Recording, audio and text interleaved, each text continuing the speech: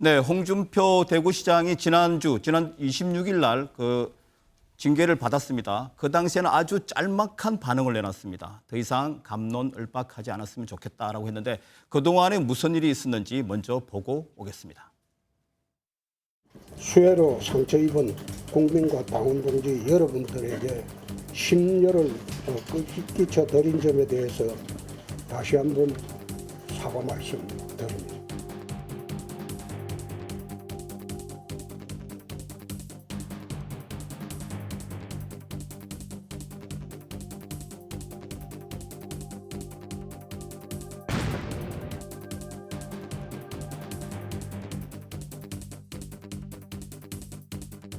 윤리위원 징계를 꼭 가지옥이라고 생각하지 마시고 새로운 마음을 가지는 심계일전의 계기가 되기를 바라겠습니다.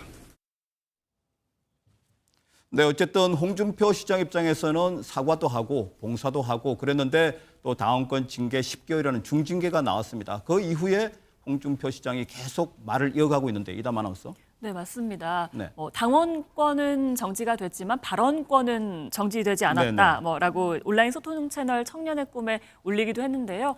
홍준표 시장은 계속해서 SNS에 글을 올리고 있습니다. 일단 당원권 정지, 징계가 있었던 날에는 더 이상 이 문제로 갑론을박하지 않았으면 좋겠다라고 하면서요. 그 글의 마지막에 나는 아직 3년이라는 긴 시간이 있다라고 덧붙였습니다. 그리고 징계 다음 날인 27일에는요. 천의무봉이라는 한자 사자성어를 꺼냈는데요. 천의무봉이라는 게 결국 선녀의 옷에는 바느질한 자리가 없다. 매우 자연스러워서 꾸민 데가 없다. 흠잡을 곳이 없다라는 뜻인데 이걸 여기서 얘기를 하면서 공직에 들어와서 40년 동안 늘 이 말을 가슴에 새기고 살았지만 단 한 번도 실천해 본 적이 없다라고 이야기를 하기도 했습니다. 그러면서 종정예하 큰 스님께서 참고 기다리는 인생이 아름답다면서 반야심경 부채를 보내주셨다라면서 이걸 소개하기도 했습니다.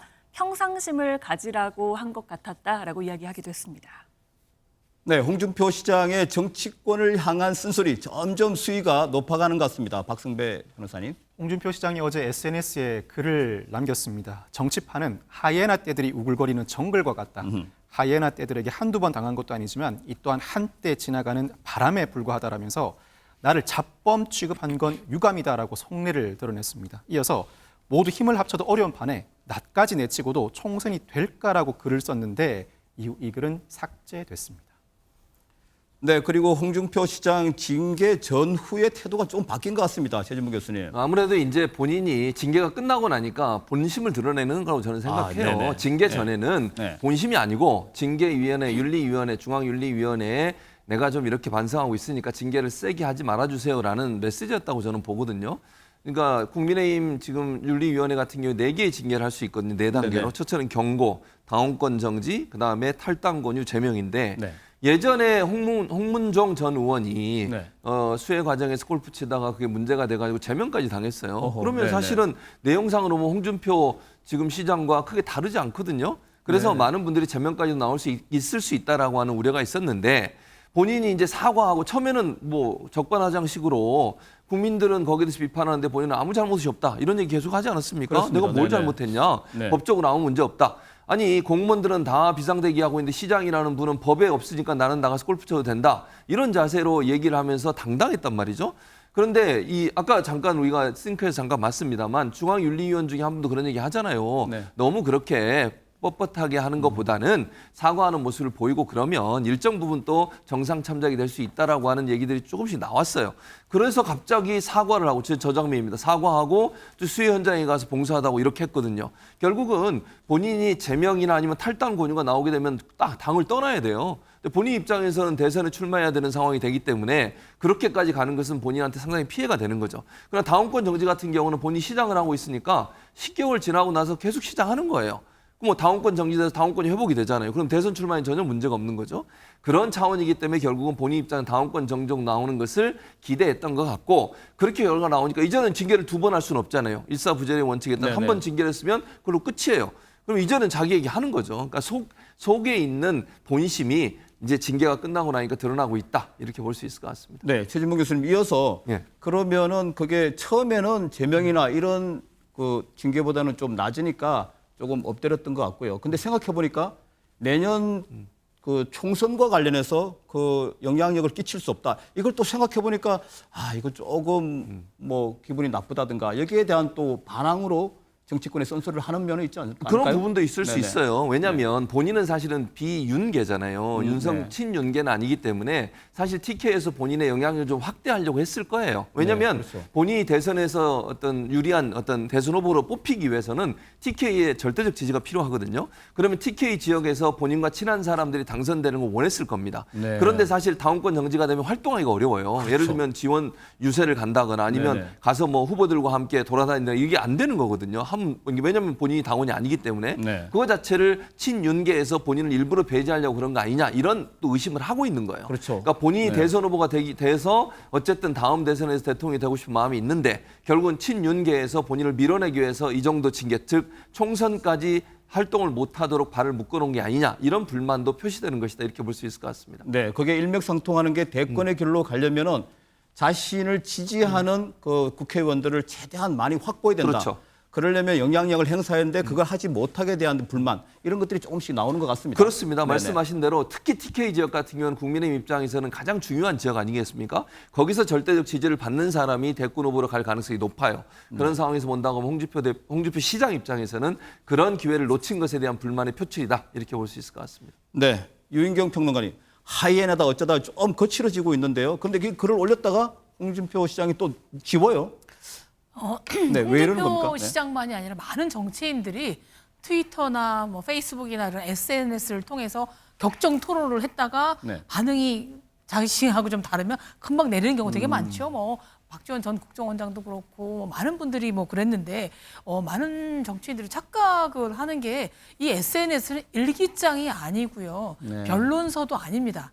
국민들과 대중들의 그걸 읽고 판단하는 건 그들의 몫인데 격정의 토론 대부분 아마 심야나 새벽에 올리시더라고요. 네. 그때는 억울했겠죠. 근데 올려봤더니 아니 이분이 아직까지 이렇게 세게 얘기해? 하면 금방 바르고 지우시는데 사실 이 중독에서 조금 벗어나시는 것이 정치인들에게 좀 여유로운 마음을 가지는 것이 더 큰 그릇으로 보이고 덜 억울하지 않을까 싶습니다. 왜냐하면 글이 영원히 남기 때문이죠. 지워도 다 캡처해놓고 네네. 보지 않습니까? 네. 좀 자중자애들 하셨으면 좋겠습니다. 홍 시장뿐만이 아닙니다. 네. 그러면 일종의 그 여론을 살피는 여론전, 그렇죠. 아니면 치고 빠지는 게릴라전 그렇죠. 이런 것들을 많이 활용한다고 봐야 되겠군요. 네. 역시 정치인들이 네. 잘 활용하는 것 같습니다. 그러면 이 어제는 또 홍준표 시장이 올린 글에서 이 사람들을 언급을 했습니다. 네, 최정화 기자님. 맞습니다. 미리 말씀드리자면 워딩이 좀 셉니다. 이 홍준표 시장이 어제 올린 글에서요, 이 황교안이 망한 것도 쫄보 정치를 했기 때문이다라고 네. 자신의 생각을 나타냈는데요. 그러면서 나는 총선까지 쳐냈지만 이준석도 안고 유승민도 안고 가거라. 가뜩이나 허약한 지지층 그런 게 정치다라고 이 당을 향한 이야기를 쏟아내기도 했습니다. 네, 그렇다면 이준석 전 대표와 유승민 전 의원 안고 가라. 하필 왜 이 두 사람을 언급을 했을까요? 유인경 평론가님. 네. 그 두 사람을 언급한 이유는 일단 자신이 생각할 때는 비슷한 종족 네. 반윤이기도 네, 하고 그렇군요. 연대도 네. 다르지만 네. 포용의 정치를 보여주라는 것을 의미하면서 반면에 그러니 나도 꼭 껴야 되겠다. 그분들을 옹호해 주는 것이 아니라 네. 나는 이 사람들을 끌고 갈 포용력이 있는데 왜 당에서 내치는 거지? 하고 아마 선배로서 하시는 얘기인 것도 같은데 유승민 의원 반응은 또 그렇지도 않더라고요. 자기 얘기 좀 하지 말라고 그러더라고요. 네. 네, 안 그래도 지금 이준석 대표는 최근에 활동을 시작했습니다. 그 내용 보시고 이어가 보도록 하겠습니다.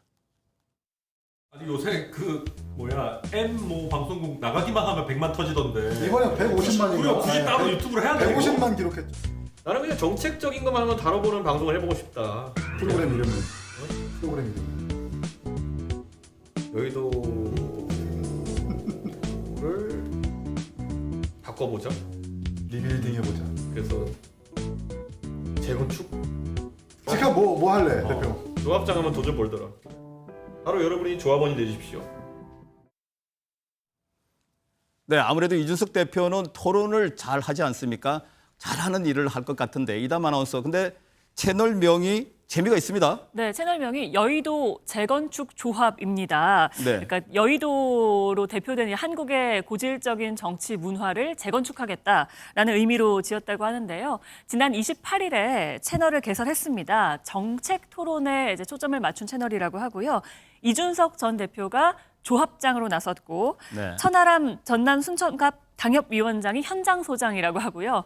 이기인 경기도 의원이 책임감리라고 하면서 직함도 이렇게 지었습니다. 네네. 아까 얘기한 것처럼 이준석 전 대표가 구독자를 조합원이라고 칭을 하는 것 같습니다. 네. 그리고 에피소드 형식으로 뭐 1, 2, 3 이렇게 영상을 게재를 하고 있는데요. 뭐 최근에 이제 이슈가 되고 있는 것에 대해서 얘기를 많이 하고 있습니다. 예를 들면은 교권 회복에 대한 것도 이야기를 하고 있고요. 첫 번째로 올라왔던 영상 같은 경우에는 북한 방송을 대중에게 뭐 공개해야 할까 이런 주제로 영상을 다루고 있고 토론을 하는 내용입니다. 네, 여의도를 재건축하겠다. 어떻게 보면은 정치를 갈아엎겠다. 이런 의미로도 해석이 되는데요.